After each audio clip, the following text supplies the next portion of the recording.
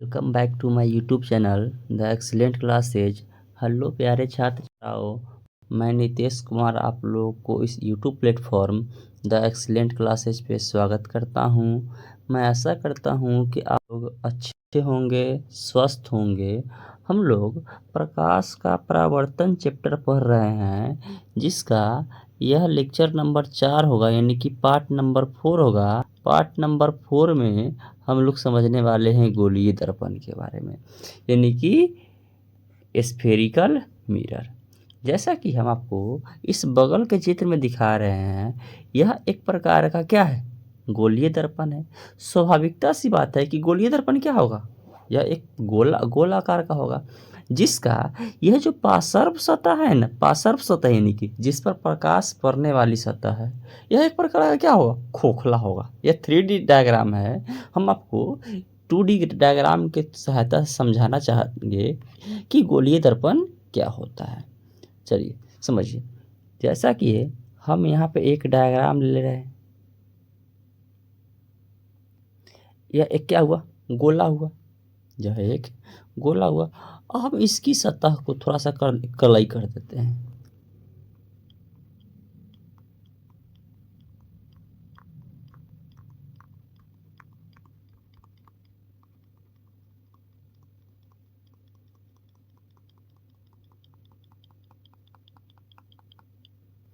हम इसके सतह को क्या कर दिए, हम कलई कर दिए।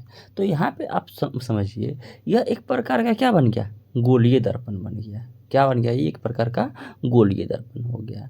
अब गोलीय दर्पण कहते किसको हैं, तो गोलीय दर्पण उस दर्पण को कहते हैं, गोलीय दर्पण उस दर्पण को कहते हैं जिसका परावर्तक सतह यानी कि प्रकाश की किरणें जिस सतह पर पड़ती है, उसी को हम लोग क्या कहते हैं, परावर्तक सतह कहते हैं। पहले हम इस आपको एक परावर्तक सतह का एक्सप्लेन कर देते हैं कि परावर्तक सतह कहते किसको है।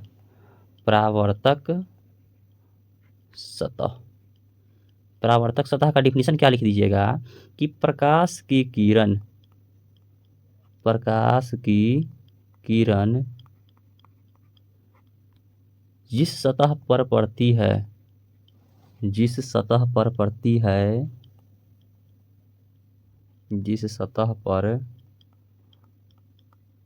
पड़ती है, उसे परावर्तक सतह कहते हैं। परावर्तक सतह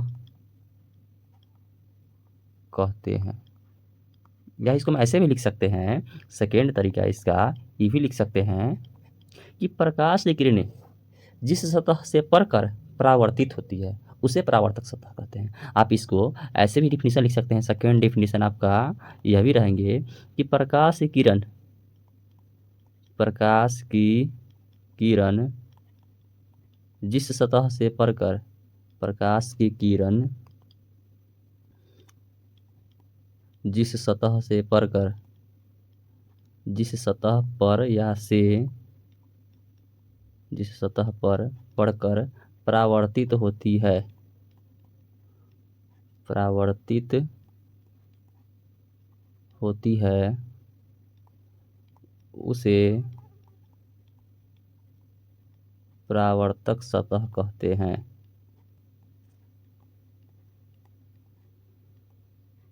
तो अब आपको परिभाषा क्लियर हो गया परावर्तक सतह का। अब थोड़ा सा समझिए गोलीय दर्पण क्या होता है। तो गोलीय दर्पण उस गोले का एक भाग होता है, जैसे कि यहाँ से लेकर के यहाँ तक के भाग भी क्या होगा, गोलीय दर्पण होगा। तो क्या होगा डिफिनीशन इसका, गोलीय दर्पण उस गोले का भाग होता है या उस गोले का हिस्सा होता है जिसका परावर्तक सतह यानी कि प्रकाश की किरण जिस सतह पर पड़कर क्या होगी, परावर्तित होगी, जिसका परावर्तक सतह किसी खोखले गोले का एक क्या होता है, भाग होता है। तो हम लोग इस परिभाषा को इस तरीकों से भी लिख सकते हैं, गोलीय दर्पण के परिभाषा को, परिभाषा किसका परिभाषा, तो गोलीय दर्पण का परिभाषा। क्या परिभाषा इसका लिख सकते हैं हम कि गोलीय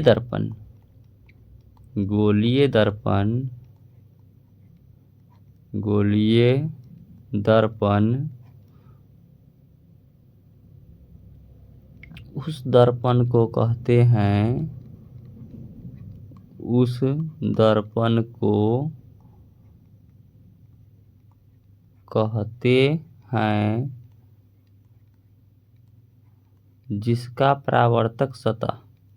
जिसका परावर्तक सतह किसी खोखले गोले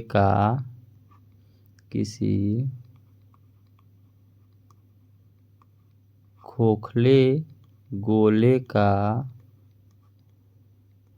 एक भाग होता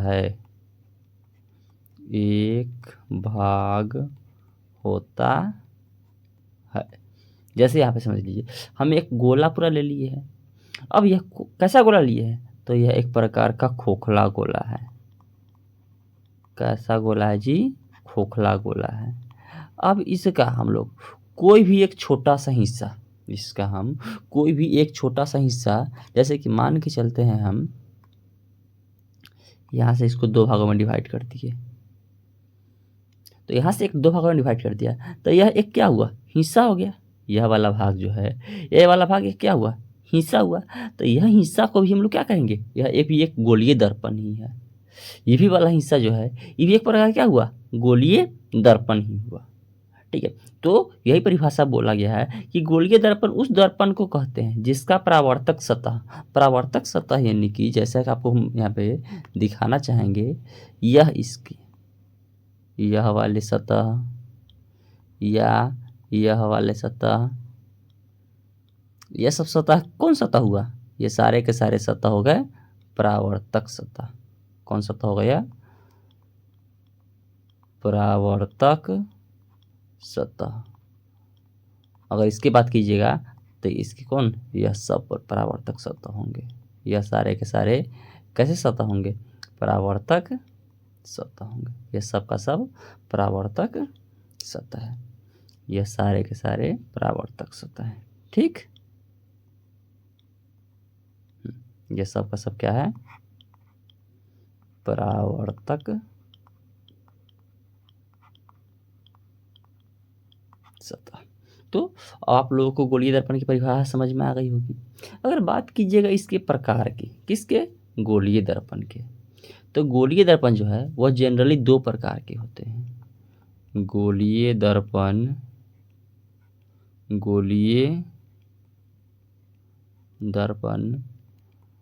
2 प्रकार की होती है। सबसे पहला होता है अवतल दर्पण,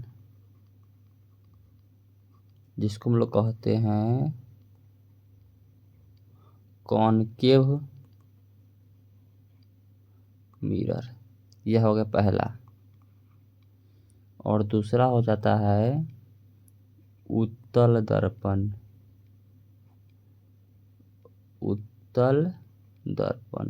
जिसको हम लोग कहते हैं कॉन्वेक्स लेंस।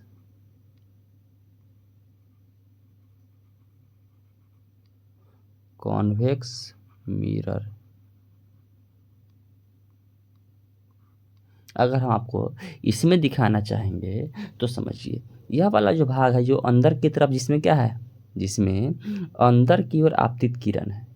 जैसे इसमें अंदर की ओर परावर्तक सतह है, ऐसे बाहर की ओर परावर्तक सतह है। तो यहाँ पे जिसमें अंदर की ओर परावर्तक सतह होता है, हम लोग इसको कहते हैं अवतल दर्पण। यह क्या है जी? अवतल दर्पण। अवतल दर्पण। यह वाला जो भाग है जिसमें बाहर की ओर आप परावर्तक सतह है, इसको हम लोग कहते हैं उत्तल दर्पण। तो एकाएक करके हम दोनों को समझ लेते हैं कि अवतल दर्पण क्या होता है, उत्तल दर्पण क्या होता है। इसी हम परिभाषा को यहाँ पे फॉन्ट के रूप में लिख दिए हैं कि गोलीय दर्पण उस दर्पण को कहते हैं जिसके परावर्तक सतह किसी खोखले गोले का एक भाग होता है। और आपको समझा दिए हैं जैसा कि गोलीय दर्पण कितने प्रकार के होते हैं? 2 प्रकार के।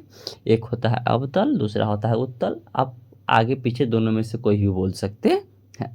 तो हम लोग समझते हैं सबसे पहला अवतल दर्पण, जिसको हम लोग कहते हैं कॉनकेव मिरर।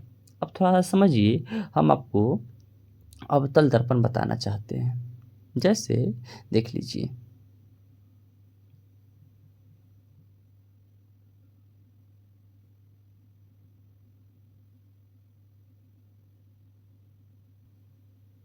यह जो हम आलेख लिए हैं, यह जो हम थोड़ा सा और बड़ा कर लेते हैं,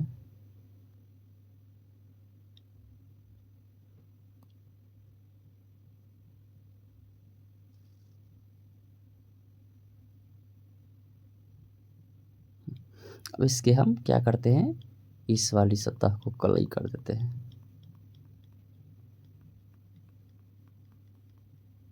तो यहाँ पे यह जो दर्पण बन गया, इसका नाम क्या होगा, अवतल दर्पण, जिसको हम लोग कहेंगे कॉनकेव मिरर। समझ में आ रही होगी। तो यहाँ पे अवतल दर्पण किसको कहते हैं, तो अवतल दर्पण, यहाँ पे परिभाषा हम लिख लेंगे, हम अवतल दर्पण उस दर्पण को कहते हैं, अवतल दर्पण उस दर्पण को कहते हैं, अवतल दर्पण उस दर्पण को कहते हैं, दर्पण को कहते हैं जिसका मध्य भाग, मध्य भाग यानी कि आप लिख सकते हैं ब्रैकेट में बीच वाला भाग, बीच वाला भाग। तो अवतल दर्पण उस दर्पण को कहते हैं जिसका मध्य भाग यानी कि बीच वाला भाग क्या हो, अंदर की ओर धंसा हुआ हो, अंदर की ओर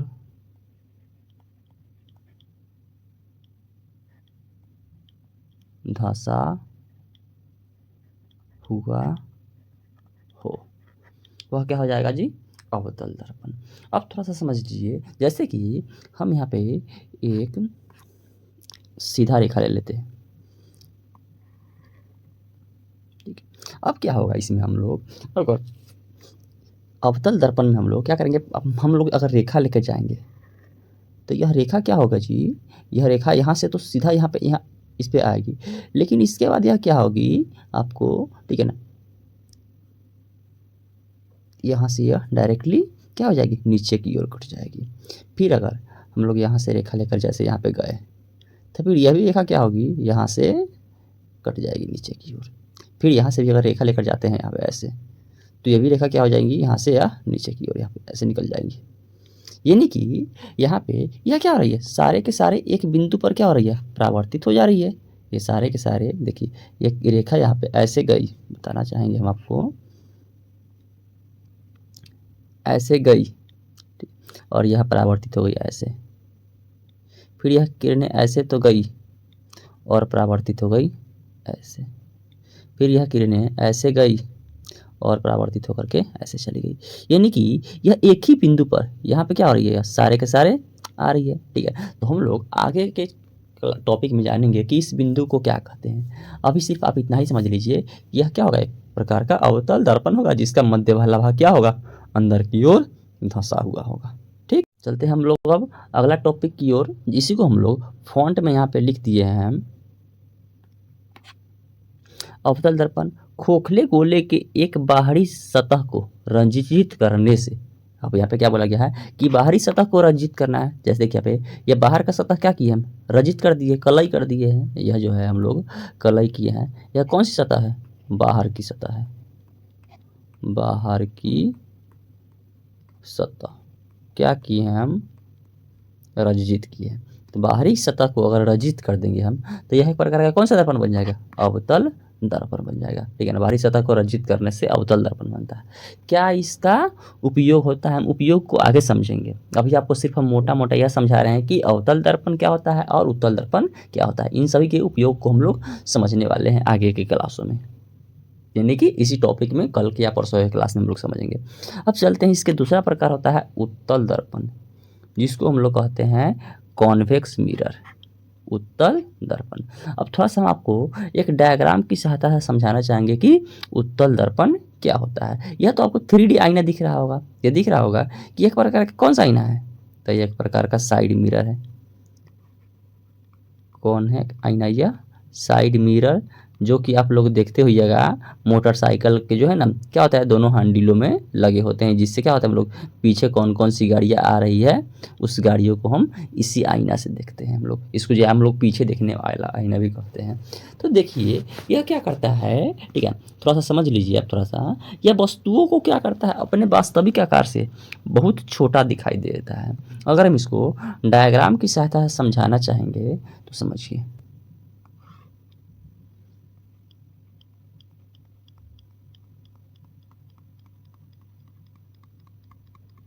अब थोड़ा सा देखिए हम लोग क्या किए हैं, इसके यह जो कलई किए हैं, यह अंदर की सतह हम लोग कलई किए हैं, अंदर की सतह रंजित किए हैं। इससे पिछले वाले हम लोग बाहर की सतह रंजित किए थे, अभी क्या किए हैं, अंदर की सतह रंजित किए हैं। तो यहाँ पे हम लोग उत्तल दर्पण का क्या परिभाषा दे देंगे हम लोग कि उत्तल दर्पण उस दर्पण को कहते हैं, उत्तल दर्पण उस दर्पण को कहते हैं, उस दर्पण को कहते हैं जिसकी अंदर, या जिसको आप कर दीजिए,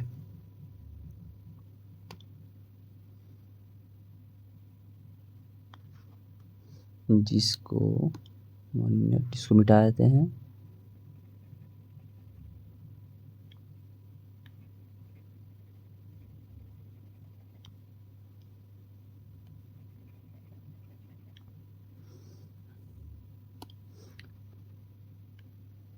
जिसको अंदर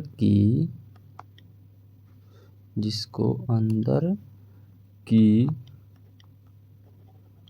ओर वाली सतह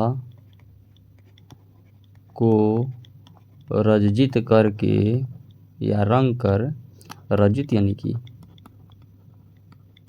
रंग कर बनाया जाता है। एक ऐसे ही परिभाषा लिख सकते हैं, और एक सेकेंड परिभाषा हम लोग इस तरीके से भी दे सकते हैं, उत्तल दर्पण उस दर्पण को कहते हैं, उत्तल दर्पण उस दर्पण को कहते हैं, उस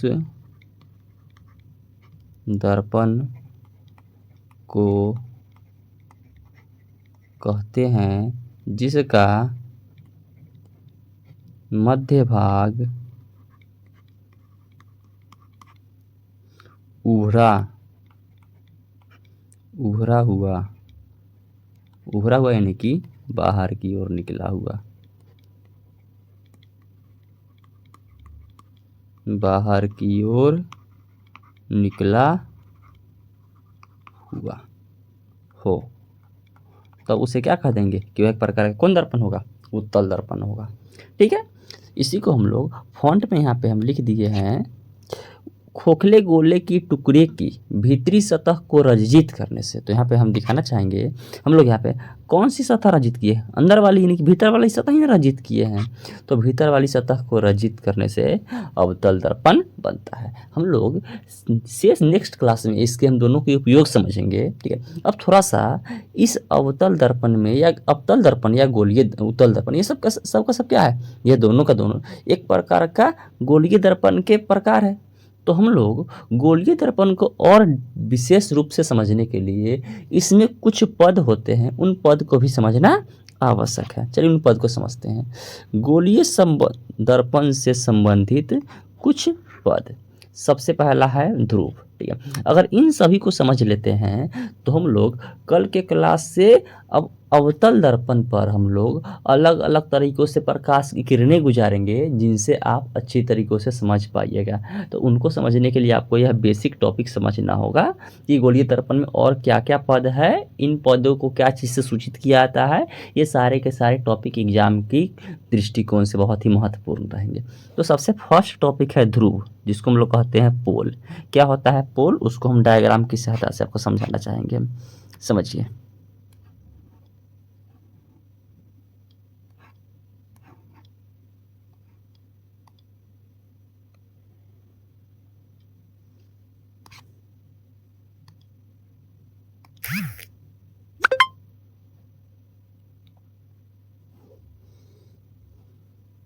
जैसे देखिए हम एक बना लेते हैं यहाँ पे उत्तल दर्पण। यह एक प्रकार का कौन दर्पण है जी? उत्तल दर्पण है। अब उत्तल दर्पण के जो बीचों बीच का यह सेंटर होता है, जिसको हम लोग कहते हैं मध्य बिंदु, यही मध्य बिंदु क्या कहला जाता है? ध्रुव कहला जाता है। इसी मध्य बिंदु को हम लोग क्या कहते हैं? ध्रुव के नाम से जानते हैं। इसको हम लोग क्या कहते हैं? ध्रुव, यानी कि पोल। इसको क्या बोल दिया जाएगा जी? ध्रुव, और जिसको हम लोग सूचित करते हैं P से। तो यहाँ पे हम डिफिनीशन क्या दे देंगे हम कि गोलीय दर्पण के मध्य बिंदु को क्या यहाँ पे लिख देंगे हम? गोलीय दर्पण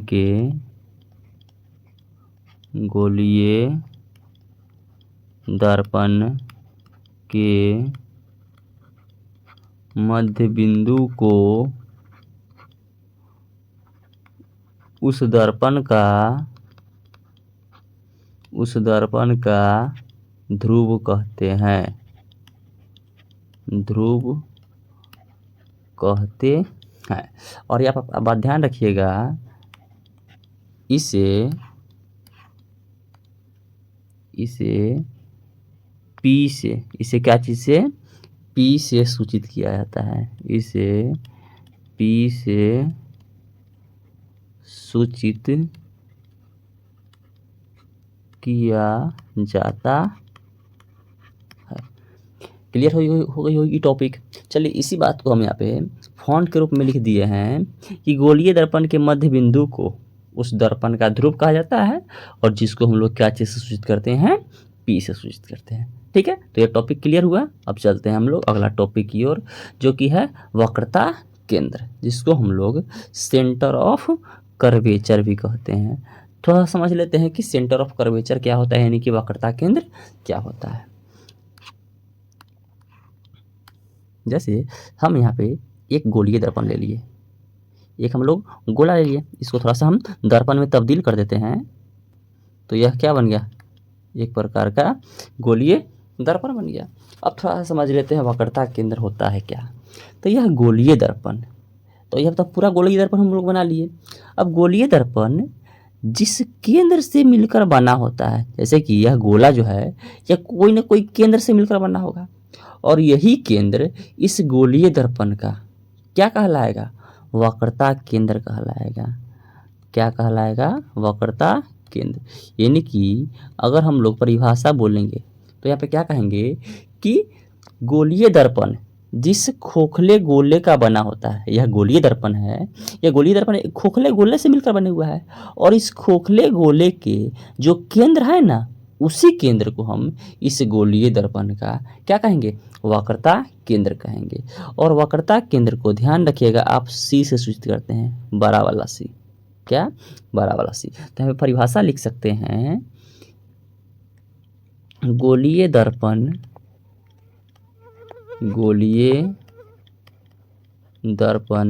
जिस खोखले गोले का बना होता है, जिस खोखले गोले का बना होता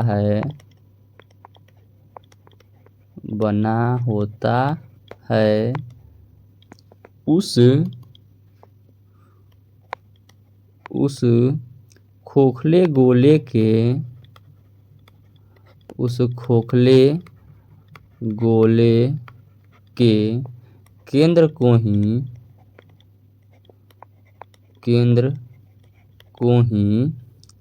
गोलीय दर्पण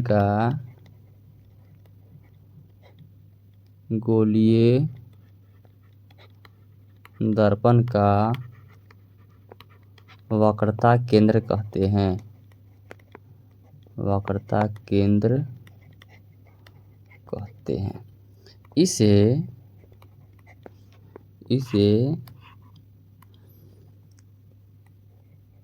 सी बड़ा वाला सी से सूचित किया जाता है।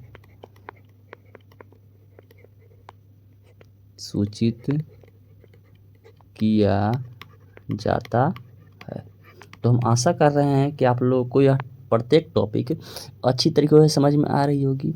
अगर जिस किसी बच्चे को टॉपिक समझने में दिक्कत है तो हमें कमेंट बॉक्स के माध्यम से अपना प्रॉब्लम समझा सकते हैं या अपना प्रॉब्लम हमें बता सकते हैं कि हाँ सर, हमें इस टॉपिक को समझने में दिक्कत हो रही होगी। हम उन टॉपिक को एक बार और पुनः अगले क्लास में समझा करके उन समस्याओं को दूर करने का प्रयत्न करेंगे। ठीक है, तो हम लोग चलते हैं अब अगला टॉपिक की ओर। हम आशा करते हैं कि ये भी आपको टॉपिक अच्छी तरीके से समझ में आ गई होगी। अगला टॉपिक हम लोग को है वक्रता त्रिज्या, यानी कि जिसको हम लोग कहते हैं रेडियस ऑफ कर्वेचर। थोड़ा समझ लेते हैं रेडियस ऑफ कर्वेचर क्या होता है। तो इसको समझने के लिए क्या करना होगा, हमको फिर एक गोलीय दर्पण बनाना होगा।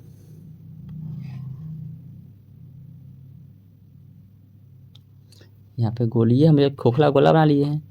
अब इसको दर्पण के रूप में तब्दील कर देते हैं। कर लिए तो यहाँ पे करके क्या बन गया जी, गोलीय दर्पण बन गया। अब गोलीय दर्पण जिस खोखले गोले का बना होता है उसके केंद्र को हम लोग थोड़ा देर पहले समझे हैं कि क्या कहते हैं, वक्रता केंद्र कहते हैं। वक्रता केंद्र कहते हैं। अब थोड़ा समझ लीजिए। और यहाँ पे यह गोलीय दर्पण का जो मध्य बिंदु होता था उस मध्य बिंदु को हम लोग ध्रुव के नाम से जानते थे, जिसको पी से सूचित करते थे, आपको याद होगा। अब समझिए यहाँ पे वक्रता त्रिज्या क्या होता है। तो गोलीय दर्पण के वक्रता केंद्र और ध्रुव को मिलाने वाली रेखा को ही क्या कहते हैं हम लोग, वक्रता त्रिज्या कहते हैं। यानी कि यहाँ पे यह ध्रुव है तो ध्रुव से वक्रता केंद्र को मिलाने वाली जो यह रेखा है उसी रेखा को हम लोग क्या कहेंगे, वक्रता त्रिज्या कहेंगे। तो यह एक प्रकार क्या है जी, वक्रता त्रिज्या है। यहाँ पे इसको बोल देंगे कि यह एक प्रकार का वक्रता त्रिज्या है। वक्रता त्रिज्या।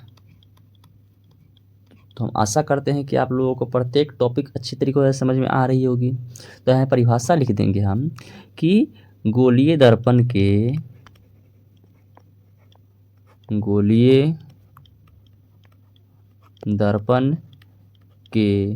वक्रता केंद्र से ध्रुव को मिलाने वाली रेखा को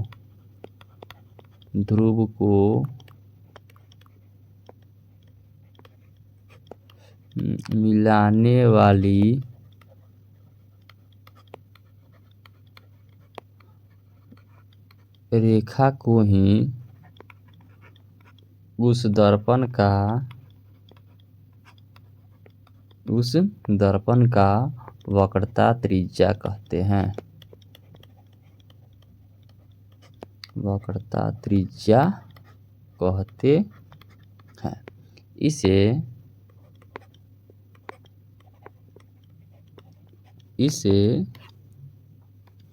बड़ा वाला आर से सूचित किया जाता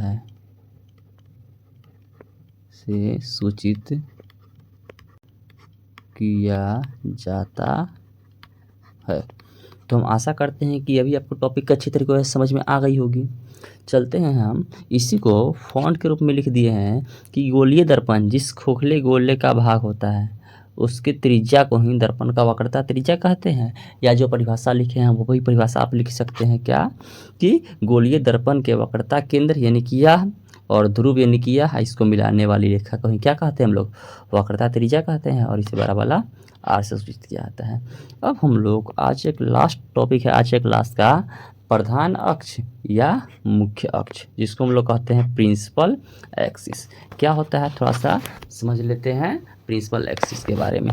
तो इसके लिए पहले हम लोग क्या करते हैं, एक गोलीय दर्पण का निर्माण कर लेंगे ताकि आपको अच्छे तरीके से समझा पाएँ प्रधान अक्ष के बारे में। ठीक है, यह एक प्रकार का क्या बन गया, गोलीय दर्पण बन गया। यह हो गई आपका वक्रता केंद्र, यह हो गया ध्रुव। अब समझिए प्रधान अक्ष क्या होता है। तो अब देखिए थोड़ा सा, ध्रुव से किसको, तो यह ध्रुव हो गई और यह हो गई वक्रता केंद्र। तो ध्रुव से वक्रता केंद्र की ओर गुजरने वाली रेखा को ही क्या कहते हैं हम लोग, प्रधान अक्ष या मुख्य अक्ष कहते हैं। यह जो रेखा है इस रेखा को हम लोग क्या नाम दे देंगे, यह जो रेखा जो गुजर रही है यह रेखा, इस रेखा को हम लोग कहते हैं प्रधान अक्ष या मुख्य अक्ष कहते हैं। इसको हम लोग प्रधान या मुख्य अक्ष कहेंगे, मुख्य अक्ष। ठीक, तो परिभाषा क्या देंगे हम लोग कि दर्पण के ध्रुव से किसको, वक्रता केंद्र को और गुजरने वाली रेखा को ही क्या कहते हैं हम लोग, ध्रुव आपको प्रधान अक्ष या मुख्य अक्ष के नाम से जानते हैं। तो परिभाषा हम लोग यहाँ पे लिख सकते हैं, गोलीय दर्पण के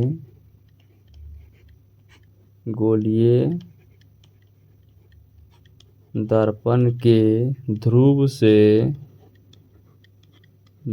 से वक्रता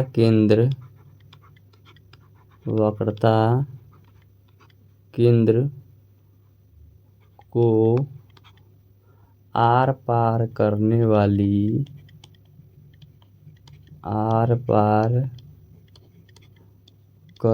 वाली रेखा को प्रधान अक्ष या मुख्य अक्ष कहते हैं, प्रधान अक्ष या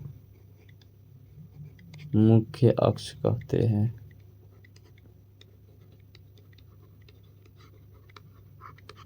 तो हम आशा करते हैं कि अभी आपको टॉपिक समझ में आ गई होगी। अगर जिन छात्र छात्राओं को किसी भी टॉपिक से रिलेटेड समस्या है तो वे इस वीडियो के कमेंट बॉक्स के सहायता से हम तक अपनी समस्याओं को बता सकते हैं। हम अगले क्लास में उन समस्याओं को एक बार और पुनः समझाने का प्रयास करेंगे। इसी हम लोग जो समझाए हैं इसी को हम लोग यहाँ पे टेक्स्ट रूप में लिख दिए हैं कि गोलीय दर्पण के ध्रुव से वक्रता केंद्र को मिलाने वाली जो रेखा है उसी को दर्पण का प्रधान या मुख्य अक्ष कहते हैं। तो हम आशा करते हैं कि आज का प्रत्येक टॉपिक सभी छात्र छात्राओं को समझ में आया होगा। हम लोग कल की क्लास से दर्पण पर रेखा को क्या करेंगे, गुजारेंगे और तब देखेंगे कि किस प्रकार से परावर्तित उस पर होती है। तो आज का क्लास हम इतना ही पर समाप्त करते हैं। हम आशा करते हैं कि आप लोग सकुशल अच्छे होंगे।